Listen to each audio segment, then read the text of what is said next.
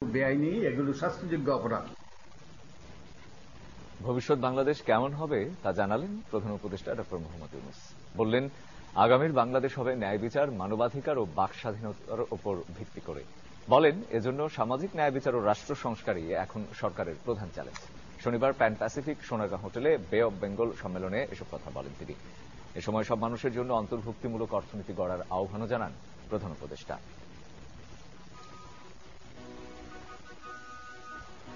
১৬ বছরের দুঃশাসন পেরিয়ে মাত্র ১০০ দিন আগে নতুন রূপ পেয়েছে এ শহর।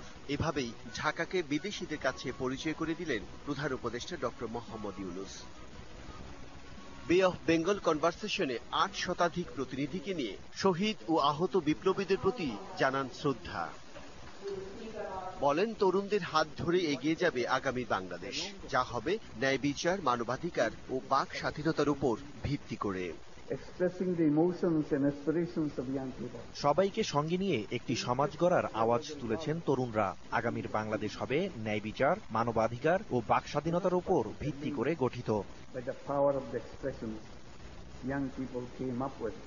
ন্যায় বিচার প্রতিষ্ঠা ও রাষ্ট্র সংস্কারই সরকারের প্রধান চ্যালেঞ্জ।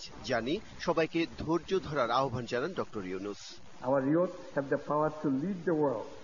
সম্পদকে কুক্ষিগত করা হবে না, সবার মাঝে সমানভাবে বন্টন হবে। দেশে ন্যায় বিচার প্রতিষ্ঠা ও রাষ্ট্র সংস্কারই সরকারের প্রধান চ্যালেঞ্জ। এজন্য সবাইকে ধৈর্য ধরতে হবে।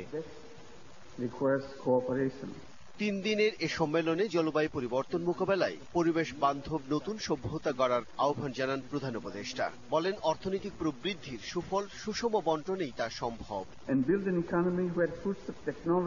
এমন একটি অর্থনীতি গড়ে তুলি যেখানে প্রযুক্তি ও অর্থনৈতিক প্রবৃদ্ধির ফল সবার মধ্যে সমানভাবে ভাগ করা হবে, শুধুমাত্র কিছু বিশেষ সুবিধাভোগীদের মধ্যে সীমাবদ্ধ থাকবে না।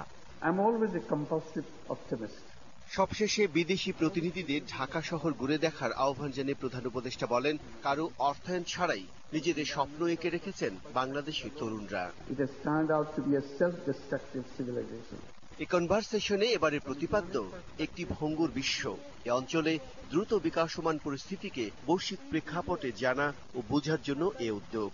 এবারে ৭৭টি সেশনে আলোচনা হবে গণমাধ্যমের স্বাধীনতা ও অপতথ্য, জলবায়ু পরিবর্তন, বাণিজ্য ও ভূরাজনীতি এবং মানবাধিকার প্রসঙ্গে। Bijan Kumar Das, DBC news, Dhaka. বিগত বছরে বড় অঙ্কের অর্থ